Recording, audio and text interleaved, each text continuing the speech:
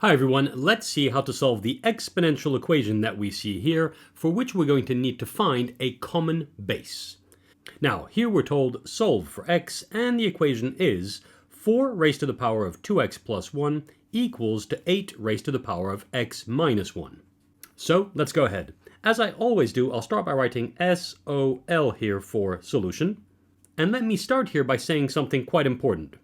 To solve an equation looking like this one, our goal or target is to rewrite this equation in such a way that it looks something like this. Some base, which I'll call a raised to a power, equals to the same base a raised to some power.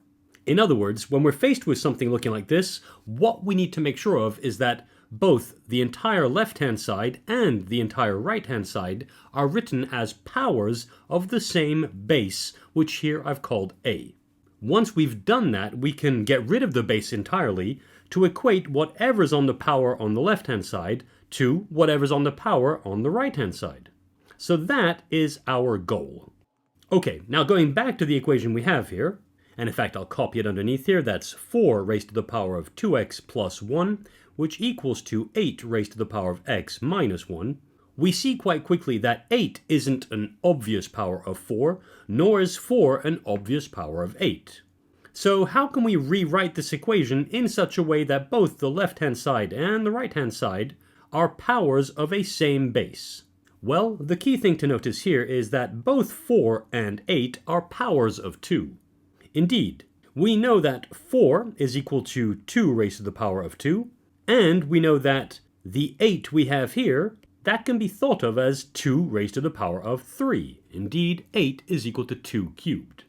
And so replacing the 4 we see here by 2 raised to the power of 2, and the 8 on the right-hand side by 2 to the power of 3, we can rewrite this exponential equation as 2 raised to the power of 2, which is raised to the power of 2x plus 1, and that's equal to the right-hand side, which will become 2 raised to the power of 3, remember, that's the 8 which we have here, so that's 2 raised to the power of 3, which is now raised to the power of x minus 1.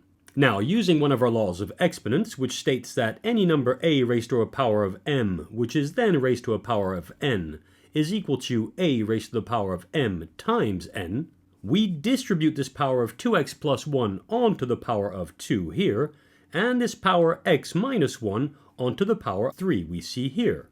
So this quickly turns into 2 raised to the power of 2 times 2x plus 1, which must equal to 2 raised to the power of 3 times x minus 1. And notice now that at this stage, the entire left-hand side as well as the entire right-hand side of the equation are written as powers of the same base 2. Consequently, just as we had said earlier on when we stated our goal, we can get rid of the base completely here and simply equate the exponents.